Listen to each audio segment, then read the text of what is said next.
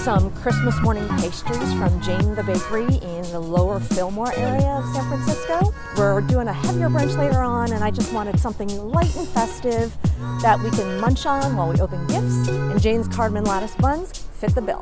There are 4 locations of Zeene's all throughout San Francisco. Zeene on Larkin, which is the original storefront, Zeene on Fillmore.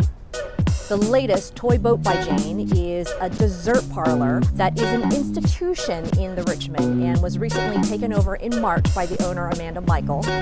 And Zeene the bakery here, which is their full-on production facility. Last year, I shot some B-roll footage of Zeene, so you could take a good look at the interior without all this COVID nonsense happening. It's an open kitchen concept, and they definitely have a lot more baked goods on offer here than at any other location. I tried another of their wildly popular items, the walnut fig bread, which you can purchase as either a loaf or as a piece of toast, spread on top with ricotta cheese, honey, and a hazelnut gremolata. For me, the toast was only about average.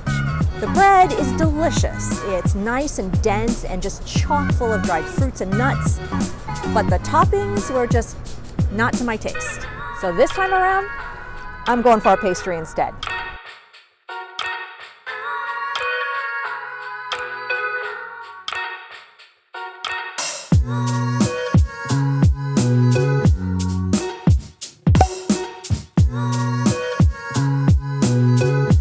So just wanted to show you guys. This location used to be a KFC, and bucket's still here. They got my buns, and I'm just gonna go across the street to the park to show you what they look like before I take them home.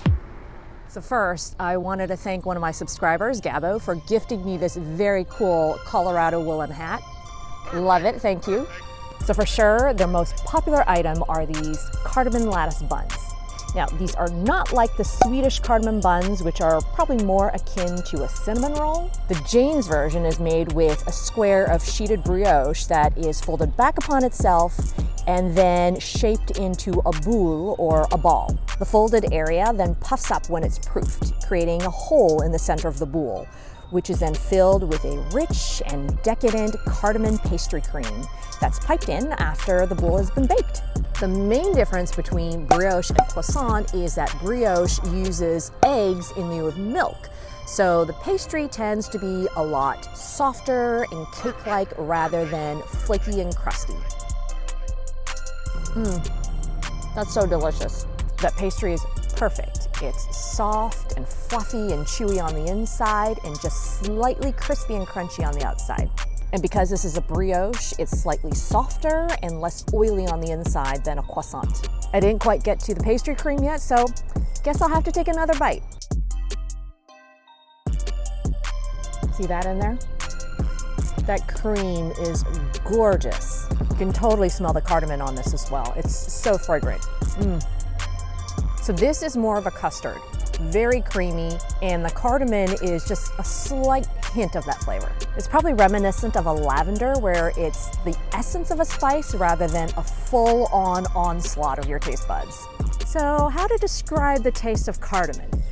It's a seed in the ginger and turmeric family, and it's got this piney, nutty, spicy flavor to it. Cardamom originated in India and is very commonly used throughout Indian cuisine, from savory dishes like curries all the way to sweet items like chai lattes. In Viking times, it was widely introduced all throughout Scandinavia and became a popular and nostalgic winter flavor for pastries, meat rubs, and it's even the main ingredient in Christmas glögg, which is the Swedish mulled wine. Rather than spicy, the flavor tends more towards floral and definitely picks up a lot more of that piney, mapley flavor.